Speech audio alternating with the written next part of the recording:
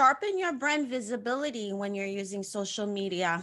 I still come across a lot of accounts where I'm like, there is so much room for improvement. Only if a couple of tweaks had happened, this person could potentially close more clients. There is a world out there of entrepreneurs, and I'm not knocking them out at all, but there are entrepreneurs that say, I don't need a crazy Instagram or Facebook. I'm closing clients now, which is totally fine. And if that's you, I want you to continue to do what's working. I don't want you to break something that is working, right? But I'm speaking to you if you're yet to be able to, have a confident content strategy for your brand and showing up confidently and consistently. That is why I'm here to talk to you about inviting you to sharpen a little bit how you're creating your content for yourself. Now, we have to understand, in my opinion, and this is how I like to work with my clients, what is the end purpose of it all? What are we trying to do? Yes, I know you're trying to get clients because you want to get income. I get that. Everybody wants visibility. Everybody's fighting for attention. I get that. But at the end of the day, the end goal, I'm assuming, is that you're building a legacy. You're building a brand of identity. You want to influence and impact. And so as a result of that, when you reverse engineer, what does that mean? That means creating a presence online that is going to be one, consistent, two, inviting, and three, ready to explain to the world online what it is that you have to offer. Now, it feels like a lot, I know, hence why this is what I do, is guiding you through understanding what your content strategy is going to look like, because I believe that my content strategy doesn't necessarily have to be the same for you. Why? Well, because I understand that your personality and mine are different. We're different. And that's a good thing, right? That's a good thing. We all are all gifted, differently. And so that is why I do what I do, as far as making sure that we craft a content strategy that works with your personality. And even if we don't work together, I want to invite you in this video right now so that you can engage yourself to ask yourself, okay, let me take inventory and see if my content really aligns with my personality, or is my graphic, my images are actually, presenting who I am and what I believe in. I'll give you an example so that you can have it all into context. Like for me, I'm a very energetic person. I'm very passionate about, content and what I do, which I'm sure you're passionate about what you do, right? But, you know, I'm this type of girl that is going to show up really energized and excited and, loud about it or whatever, right? And so when I share a picture or when I share, a quick video, there's going to be some way, somehow, or even, in my caption, that's going to represent that part of me, my personality. And so what am I saying? What I'm saying is, be strategic when you're creating your content, as far as identifying your personality. Are there words that you typically always use? Perhaps your brand has a specific tag that it uses, right? Embrace that and keep repeating that, because the power of building trust, I believe, online, is by making sure that you have that consistency visually, and that you are not only consistent with the branding of your content, but also your message, right? Your message and how it shows up.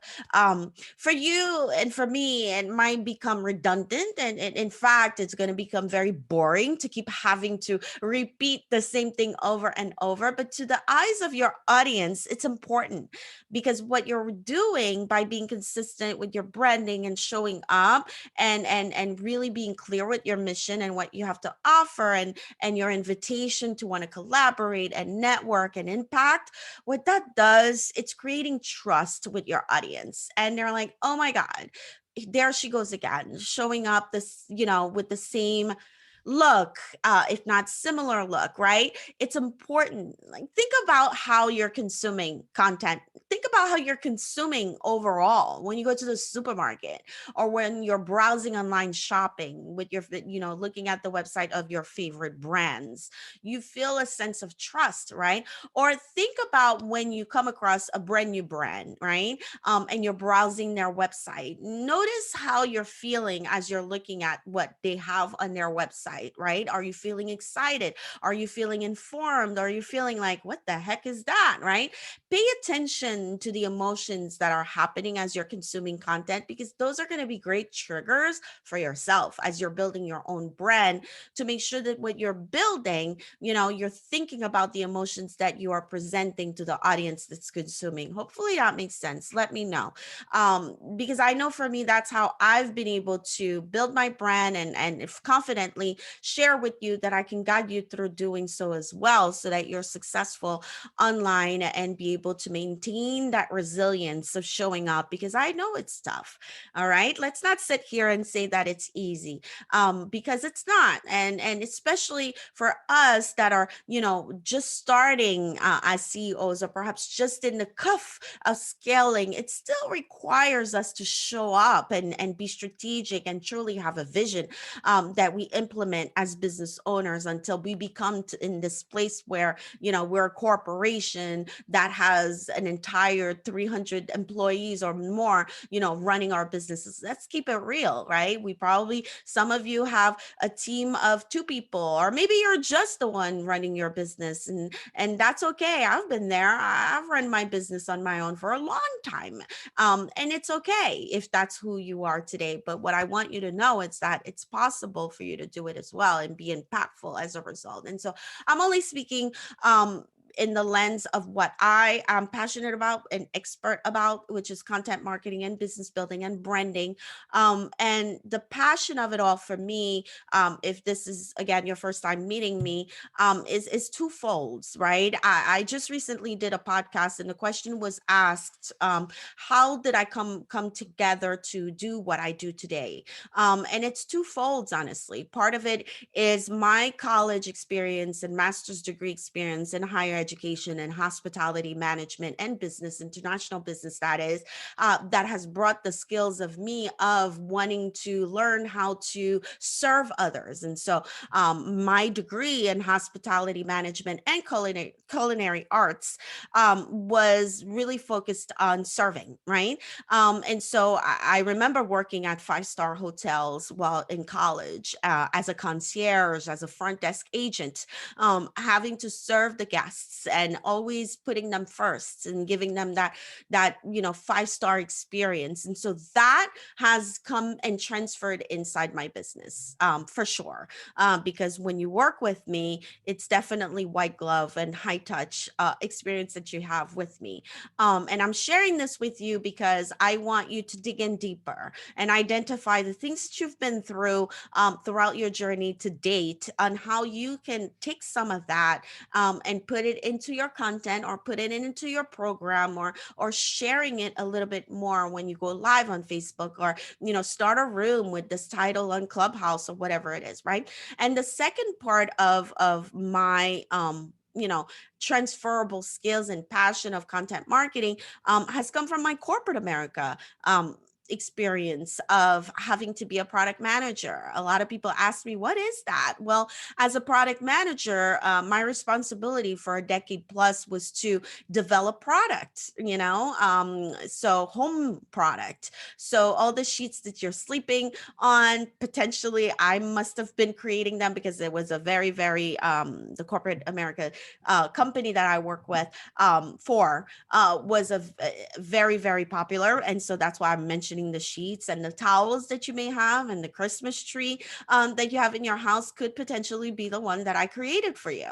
And so my job was to take an idea in someone's head, the buyer that is, and partnering with my designers at one point. I had several designers working with me to define and design the product that was in the buyer's head, and partnering with the packaging team, the licensing team, the logistics team, because my responsibility was to go to China, southern China, northern China. I've been to Shanghai, I've been to Guangzhou, I've been to India and Delhi, I've been to Thailand, Vietnam, Hong Kong, London, Paris, and you name it, to not only speak to vendors, other vendors that could bring in their skills and their materials within the product that I was trying to create, but also having to travel to the factories. I've walked tons of factories and met with tons of factory owners, negotiating that product to hit the right price point.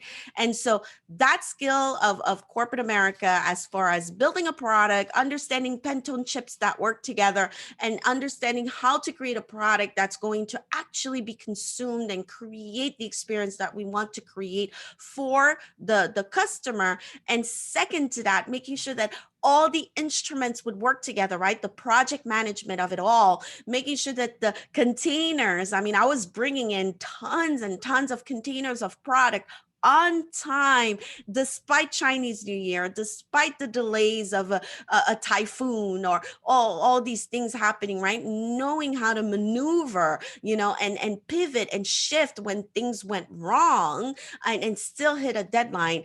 That was where I came from. And that's why, even on when we work on your content marketing and understanding how to shift the content plan because of a new program that you want to launch, or perhaps things have changed and you have this new idea and you want a new strategy on how to show up and ramp up IGTV, perhaps because we feel that it's the right type of feature that's going to amplify the communication that you have about the program that you have. All those decisions, are things that we will do together.